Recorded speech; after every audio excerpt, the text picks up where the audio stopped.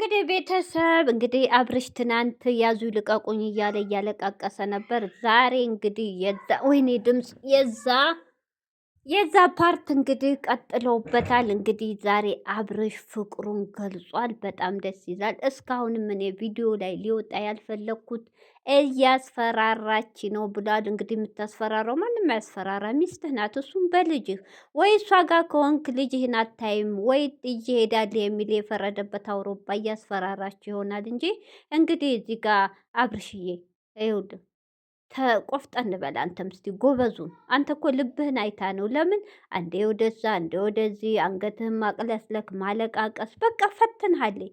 ቆፍጣና ሁን። ልጅህ እኮ የትም ሆነ የት ሲያድግ አባቴ ብሎ ራሱ ይመጣል። ስለዚህ በማስፈራራት ደግሞ የማትወደው ሰው ጋር አብረህ ኑር የሚል ህግ የለም። ስለዚህ ጀግና ሁን፣ ጠንክር እና ለዛ ነው ቪዲዮ እንዲወጣ ያልፈለግኩት። እንግዲህ ከእስካሁን ከመጡ ሴቶች ሁሉ በጣም ሁሉ ነገሬን ችላ ከጎን የሆነችው ሄርሜላ ናት።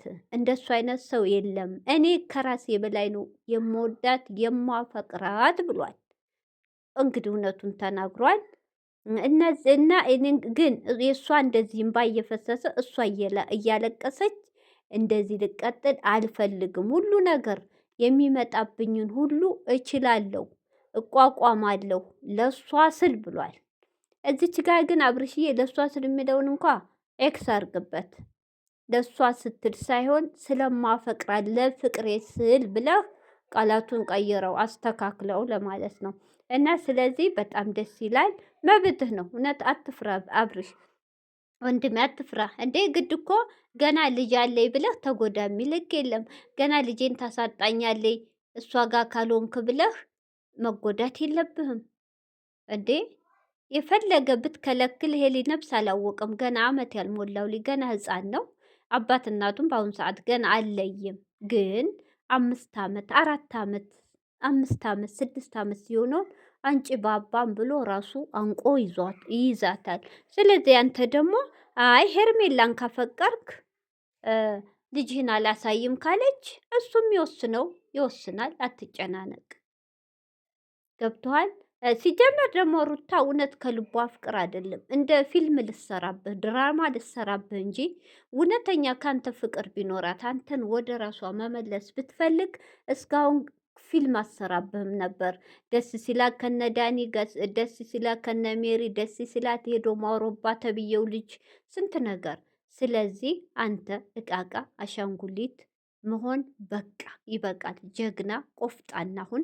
ወንድነትን አሳያት። ወንድ ቆረጠውን በቃ አሁን አንተ አንድና አንድ ህግ የፈቀደልህ በሳምንት 3 ቀን ነው አይደል?